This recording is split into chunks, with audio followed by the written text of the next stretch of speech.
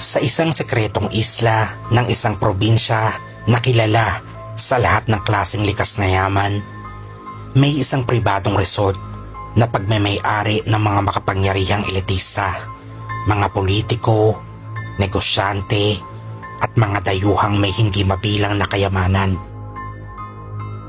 Sa labas, isa itong malaparaisong destinasyon para sa piling panauhin. Ngunit sa likod ng malalaking pader at mahigpit na seguridad, may isang kasuklam-suklam na lihim na itinatago. Tuwing 3 buwan, may isang eksklusibong piging na ginaganap sa resort. Dito, ang mga piling bisita ay tinuturing ng mga Diyos.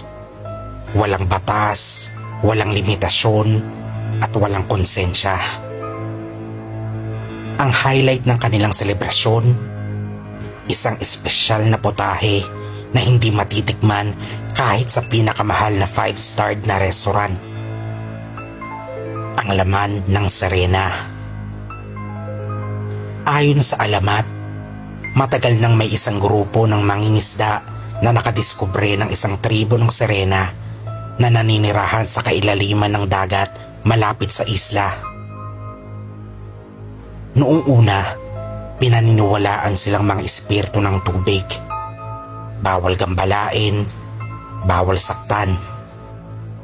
Ngunit nang mahuli ng isang dayuhang may-ari ng resort ang isang Serena at aksidenteng matikman ang kanyang laman, nagsimula ang isang madilim na tradisyon. Masarap, sabi ng dayuhan habang unti-unting ninunguya ang kakaibang malambot at manamis-namis na karne. Nakakabaliw sa sarap. Simula noon, tuwing may piging, isang Serena ang huhulihin. Dadalhin sa lihim na kusina ng resort at marahang ipepreparang parang isang napakasarap na pagkain. May magpapakulo ng sabaw mula sa kanyang mga buto, may magtatadtad na kanyang laman upang gawing steak, sashimi at adobo. At ang kanyang puso, inihahain sa pinakamakapangyarihang panauhin sapagkat ayon sa paniniwala nila, ang pagkain ng puso ng Serena ay nagbibigay ng mahaba at walang sakit na buhay. Ngunit sa isang piging, isang kakaibang insidente ang nangyari. Dumating ang isang espesyal na panauhin. Isang bilyonaryong dayuhan na may ambisyong maging pinakamakapangyarihang tao sa mundo. Bilang tanda ng kanyang pagsali sa lihim na samahan, siya mismo ang piniling kakain ng puso ng Serena. Isinilbi ito sa kanya sa isang gintong pinggan.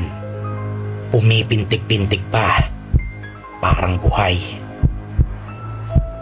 Ngunit nang kanyang isubo ito, bigla siyang napasigaw. May bumubulong! Nasa ulo ko! Nagpaikot-ikot siya, tila baliw, hanggang sa bumula ang kanyang bibig at lumabas sa kanyang balat ang maliliit na kaliskis.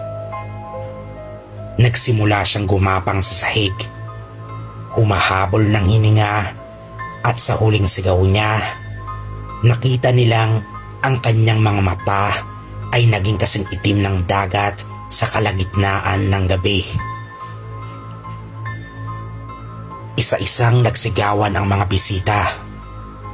Ang mga kumain ng karne ng Serena ay nakaramdam ng matinding pangangati, at nang sila'y magkamot, nahulog ang kanilang balat na parang natutuklap na papel. Lumitaw mula sa kanilang mga sugat ang malakaliskis na laman, at ang ilan sa kanila ay nagsimulang humuni ng isang nakakapangilabot na tunog na parang nagmumula sa kailaliman ng dagat. At doon nila napagtanto, ang laman ng Serena ay hindi basta-basta kinakain. Dahil kapag kinain mo ito, magiging isa ka na sa kanila. Mula sa resort, may isang empleyadong nakatakas at naiulat ang insidente. Ngunit walang naniniwala sa kanyang kwento. Ang resort ay mabilis na nagsara. Binili ito ng isang mayamang negosyante. At ang lahat ng ebidensya ng insidente ay napura.